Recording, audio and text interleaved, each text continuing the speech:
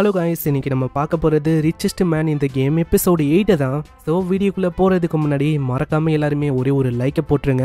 அதே மாதிரி இது வரைக்கும் நம்ம சேனலுக்கு சப்ஸ்கிரைப் பண்ணலையா, சப்ஸ்கிரைப் பண்ணி பெல் ஐக்கன் அழுத்தி வச்சுக்கோங்க. ஏன்னா அப்போ தான் ஒரு எபிசோடும் உங்களை தேடி வரும். சரி வாங்க நம்ம டைம் மிஸ் பண்ணாமல் எப்பிக்குள்ளே போகலாம். எப்பிக்கோட ஸ்டார்டிங்லேயே நம்ம பே கூட சில பசங்க வந்து இருந்திருப்பாங்களே ஸ்டார்டிங்கில். அவங்களாம் அங்கே கேட்குறாங்க, ஆமாம் இந்த பேவை நீ பார்த்தியா? இப்போல்லாம் பே வந்து கண்ணிலேயே படுறதில்ல. எனக்கு தெரிஞ்ச இந்த இடத்துக்கு கூட அவன் வரதே இல்லை அப்படின்னு தான் நான் யோசிக்கிறேன். அவனுக்கு அப்படி என்ன பெரிய வேலையா இருக்க போது? ஏன்னா நம்ம பாரு பொண்ணுங்களால நிறைஞ்ச செம்மையான கேம் எல்லாம் விளான்னு இருக்கும். அதை தாண்டி அவன் வேற என்ன பண்ணிருப்பான்? அங்க யாங் கிட்ட அவன் கேட்கறான், ஆமா யாங்கு உன்கிட்டயும் நான் கேட்கணும், அடிக்கடி நீ எங்க காணாம போயிடுற? அதுவா நானும் பேவும் ரீசெண்டா ஒரு பார்ட் டைம் ஜாப் பண்ணிருக்கோம். நைட் டைம்ல தான் எங்களோட வேலையை தொடங்கும். அதனால நான் வந்து அடிக்கடி அங்க போற மாதிரி இருக்கும். ஆனா இன்னமும் உங்களுக்கு புரியல. அங்க ஒரு பையனும் சொல்றான், பாத்தீங்களா ஃபேட்டம் ஜெனரல் அந்த கேம்ல எனக்கு ஒரு ரேரான ஐட்டம் கிடைச்சிருக்கு. அது அவ்வளோ ஈஸியா. ஆனா பாவம் இன்னமும் இவங்களுக்கு தெரியல இவங்க விளாடுற இந்த கேமே நம்ம ஆளுங்க தான் உருவாக்குனாங்கன்னு. சீன்ல அங்க வேலையை ஆரம்பிச்சிட்டாங்க. ஆனா அவளுக்கும் வேலை பண்றாங்களான்னு கேட்டா கிடையாது. அங்க நாள் முழுக்க கேம் தான் விளாடுறாங்க. அங்க ஹிவாங்கு புரியல, ஆமா நம்ம என்ன பண்ணிருக்கோம்? நம்ம ஒரு நாள் முழுக்க எதுவுமே பண்ணாம சிம்பிளா கேம் தான் விளாடுறோம். மால் இன்னு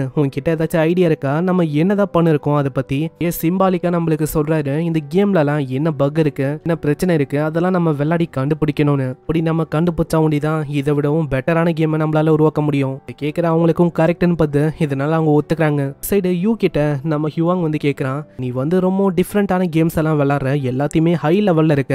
ஆமா இல்லையா பின்ன பேய ஹையர் பண்ணியிருக்கான், அதனால தான் அவனுக்கு உதவியா இருக்கணும் அப்படின்னு நான் பாக்குறேன். அங்க இதே மாதிரி அந்த கேமையும் முடிச்சிட்டான். அங்க இதை பார்க்கும்போது ஹிவாங்க்கு ரொம்ப சந்தோஷமா இருக்கு. நம்ம சந்தோஷமா என்ன பிரயோஜனம்? இன்னமும் நம்ம பே இங்க வரக்கூட இல்ல. ஃபர்ஸ்ட் நாள் ஸ்டார்ட் ஆயும். எனக்கு இன்னமும் ஒரு விஷயம் புரியல, இந்த பே அவரு என்னதான் பண்றாரு? அநேகமா அவரு வீட்டுல இருக்க வாய்ப்பு இல்லைன்னு நினைக்கிறேன். கண்டிப்பா இப்ப கூட அங்க ஏதாச்சும் யோசனை இருப்பாரு. நம்ம ஹீரோ ஆபீஸ்ல தான் இருக்கான், ஜாலியா ஆளு சாப்பிட்டு இருக்கான். எனக்கு இன்னமும் புரியல நான் எப்படி வேஸ்ட் பண்றது? இந்த மாதிரி எல்லாரையுமே நான் ஹையர் பண்ணிட்டேன், இருந்தாலும் நான் எந்த மாதிரி கேமை உருவாக்குது எனக்கு தெரியல. அந்த இடத்துல நம்ம பேக்கு ஒரு ஐடியா வருது, இதனால அதை பண்ணலான்னு போறான். அங்க ஒரு வாரம் கடந்து போகுது. அங்க அசிஸ்டன்ட்டும் வந்து சொல்றாங்க, எனக்கு தெரியும்ல ஓவர் டைம் யாருமே பண்ணக்கூடாது. ஒரு சைடு எதுக்காக பே வந்து இப்படி இவங்களை பண்ண வைக்கிறான் அதுவும் உங்களுக்கு புரியல. ஆனால் இன்னும் வந்து சொல்றான், தெரிஞ்சு நம்ம கில்ட்டா ஃபீல் பண்ணணும்னு சொல்லி தான் அவர் இப்படி பண்ணிருக்காருன்னு நினைக்கிறேன். ஏன்னா இப்படி எல்லாம் நம்ம டைமை வேஸ்ட் பண்றோம் அப்படின்னு ஒரு சிம்பாலிக்கா சொல்றாரு. இப்படி இவங்க பேசும்போது அங்க பேவே வந்துடுறான். பே வந்தவனே அவங்க எல்லாருமே சந்தோஷமாயிறாங்க. அங்க பேவும் சொல்றான், ஒரு வாரமா இந்த பக்கமே வரல, அதுக்கும் ஒரு காரணம் இருக்கு.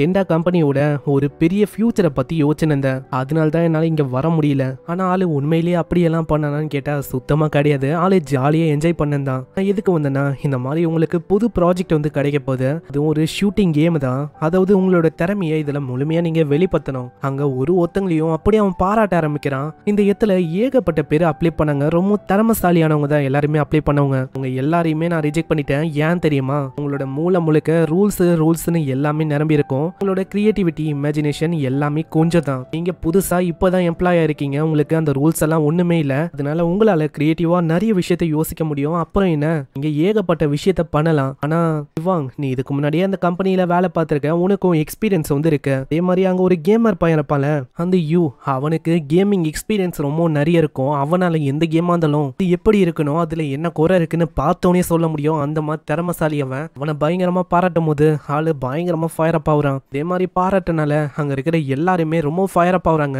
பேவும் சொல்றான், அவ்வளவுதான் வேற என்ன, நம்ம ஒரு கிரேட்டான கேமை உருவாக்கலாம். அங்க எல்லாருமே ஒத்துக்க நம்ம பேவும் சொல்றான், அப்படின்னா என்ன, நம்ம கேமை உருவாக்கலாம். அப்புறம் அவங்க ரெண்டு பேர் கிட்ட அவன் பிளானை சப்மிட் பண்ண சொல்றான், கேமை எப்படி எல்லாம் இருக்கணும்னு. அதுக்காக நம்ம யூவும் ஹவாங்கும் அங்க சப்மிட் பண்றாங்க. இந்த சைடு அவங்களுக்கு பயமா இருக்கு, நம்ம பே வந்து என்ன சொல்லுவான்னு. கேமை பார்த்துட்டு அந்த ஸ்டோரி லைனை அது வந்து லாங்கா இருக்கணும் அப்படின்னு அவன் சொல்றான். அதே மாதிரி நல்ல யூனிக்கான வெப்பன்ஸையும் நீங்க ஆட் பண்ணும். PvP பேட்டில்ஸ் இதெல்லாம் நீங்க போடக்கூடாது. ஈஸியான கண்ட்ரோலாகவும் இருக்கணும். ஆனா ஈஸியான கண்ட்ரோல் இருந்தா நிறையவே கொஸ்டின் வந்து கேட்க மாட்டாங்களா? அதுக்கப்புறம் நம்மளோட டவுன்லோட்ஸ் ரேட் வந்து கம்மியாகதான். ஒரு சைடு இப்படி எல்லாம் இவன் கொஸ்டின் கேட்கறால, நம்ம ஹீரோக்கு ரொம்ப நல்லா இருக்கு. நான் இந்த கேமை எப்படியாச்சும் மொக்கையாக்கணும், அது மூலமா இது வந்து சேல் ஆக கூடாது. இதுதான் நம்ம ஆளு வச்ச டார்கெட். இதனால அவங்க ரெண்டு பேருக்கிட்டே சொல்லிடுறான், இந்த ஹிவாங் இருக்கான்ல அவன் தான் கேமோட லீட் டிசைனரா இருக்க போறான். இதான் இந்த கேமிங் மாடியூல செக் பண்ண போறேன். சைடு நம்ம ஹீரோக்கு ரொம்ப சந்தோஷமா இருக்கு. ஏன்னா இந்த மாதிரிலாம் அவன் என்ஜாய் பண்ணதே இல்ல. கேமிங் கம்பெனியோட லீடரா இருக்கட்டும் ரொம்ப ஃபன்னா தாப்பா இருக்கு. இடத்துல ஒரு காலம் போது டைம் ஆயிடுச்சுன்னு நம்ம ஹீரோ போக ஆரம்பிக்கிறான். நல்ல வேலை இடத்துல இப்போ யாருமே ஓவர் டைம் பண்ணல. யூ, நீ வந்து ஜாலியா கேமை என்ஜாய் பண்ணு.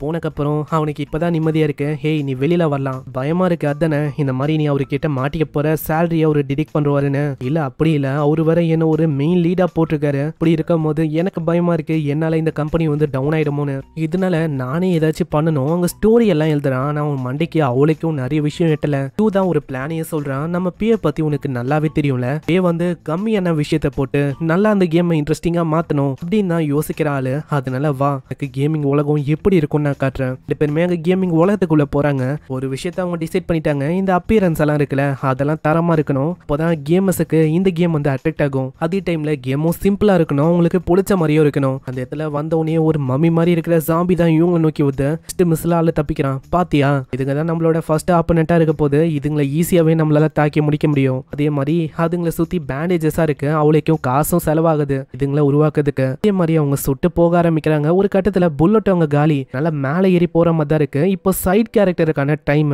வெறும் சுடுறது இந்த மாதிரி விஷயம் இருந்தா சரிப்பட்டு வராது. ஹெல்பிங் கேரக்டரும் நம்மளுக்கு வேணும். இதனால அங்க ஒரு பொண்ணு வர, அவளும் ரொம்ப கியூட்டா இருக்கா.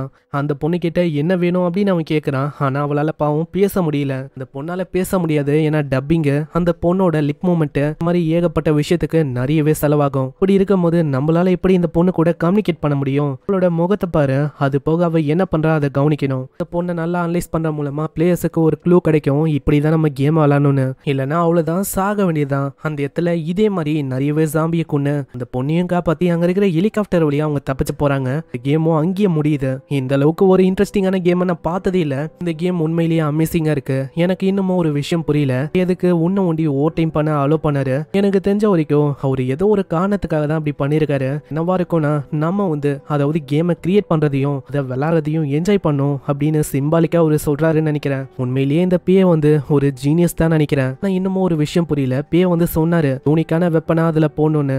அது வந்து என்னது, வேற என்ன லெஜெண்டரியான வெப்பனை அவர் எதிர்பார்க்கறாரு, அதையும் நம்ம பண்ற வேண்டியதான். இதுக்காக அவங்க வெப்பனையும் செஞ்சு முடிக்கிறாங்க. இப்படியே காலையில ஆயிடுது. எதுக்கு யாங் வரான், யாங்கோ ஹிவாங்க பாத்துறான். ஆமா என்ன ஆச்சு, நீங்க ரெண்டு பேரும் சீக்கிரட்டா ஓவர் டைம் பாத்தீங்களா என்ன? பாஸ்டா ஒரு சீனை காட்டுறாங்க. லின்னு ஒரு பொண்ணு பாத்துருப்போல, ஏதோ ஒரு பார்ட்டிக்கு போறான். அவ்வளவுதான் எல்லாருமே பாக்குறாங்க, யார் இவ இந்த அளவுக்கு அழகா இருக்கான்னு. அப்பாவும் சொல்றாரு, ஆமா நான் கேள்விப்பட்டேன் அந்த கம்பெனியை நீ விட்டியாமே, அப்புறம் நீ நம்ம ஃபேமிலி பிசினஸ் தானே பாத்துக்க போற?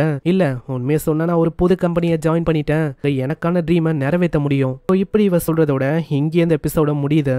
இந்த எபிசோடு உங்களுக்கு பிடிச்சிருக்கும்னு நினைக்கிறேன். பிடிச்சிருந்தா மறக்காம ஒரே ஒரு லைக்கை போட்டுருங்க. இதுக்கு மேலதான் உண்மையிலேயே தரமா போகும். ஒரு சைடு இவங்க கேமை உருவாக்கிட்டாங்க, இந்த கேம் தரமா இருந்துச்சுன்னா அவ்வளவுதான், நம்ம பேயோட பிளான் வந்து ஊத்திக்கும். அதே டைம்ல லின் வந்து ஒரு பெரிய பணக்காரி. அப்படி இருக்கும் போதும் எதுக்கு பே கீழே வேலை செய்யணும், எல்லாமே நம்மளுக்கு நெக்ஸ்ட் எபிசோட்ல தான் தெரியும். நம்ம ஹீரோ நினைக்கிற மாதிரி பணத்தை இழப்பனா எல்லாத்தையுமே நம்ம நெக்ஸ்ட் எபிசோட்ல பார்க்கலாம். நான் உங்களை நெக்ஸ்ட் எபிசோட்ல சந்திக்கிறேன். தேங்க்யூ ஃபார் வாட்சிங். சைனரா.